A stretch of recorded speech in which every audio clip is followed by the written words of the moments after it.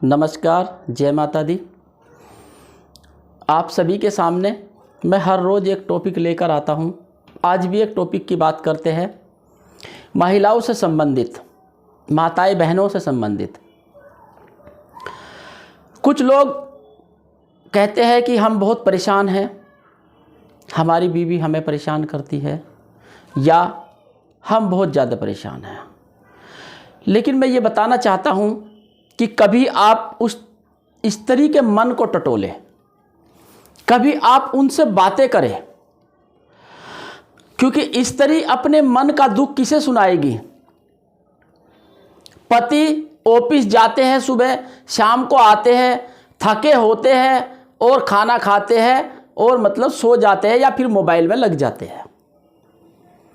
तो पत्नी अपना दुख किसको बताए, क्योंकि पूरा दिन पत्नी घर में रहती है, ना किसी से कुछ बता सकती, ना कोई बात कर सकती। वो सुबह से शाम तक घर के कामों में, ऑफिस में, हर चीज़ में लगी रहती है।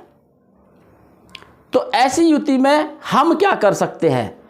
क्या युति हो कि जिसके वजह से कि ऐसी स्थिति हो, परेशान ना हो आप लोग।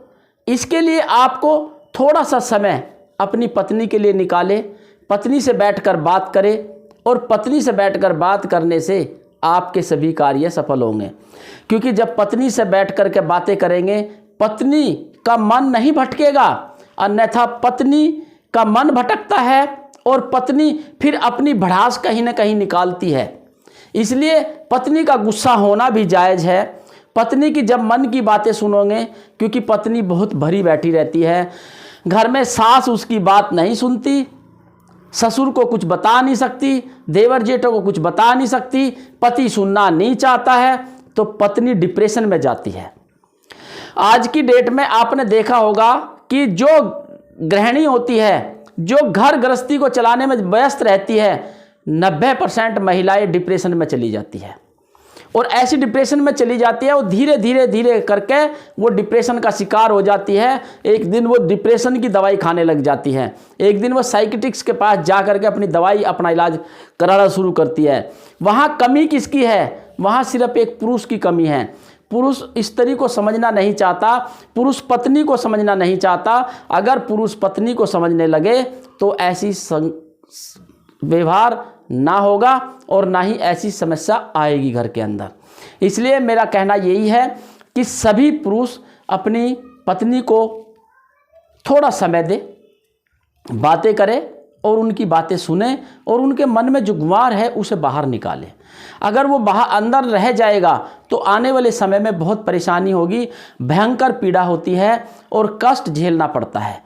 इसलिए मैं सभी से अनुरोध करता हूं कि स्त्री हमारे जीवन का एक अहम पार्ट है और एक अहम भूमिका निभाती है। स्त्री के बिना आपका जीवन भी अधूरा है और स्त्री के बिना ये संसार भी अधूरा है। स्त्री ही सृष्टि की रचयिता है। स्त्री ने ही इस सृष्टि पर मर्दों को जन्म दिया है, क्योंकि माताएं बहनें वही तो मर्दों को जन्म देती है, वही फिर टॉर्चर भी होती है।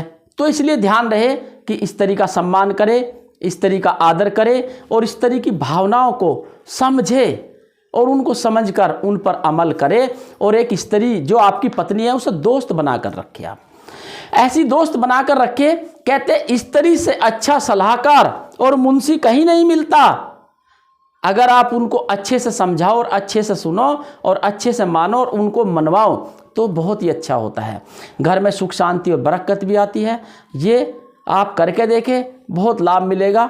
नमस्कार, जय माता दी।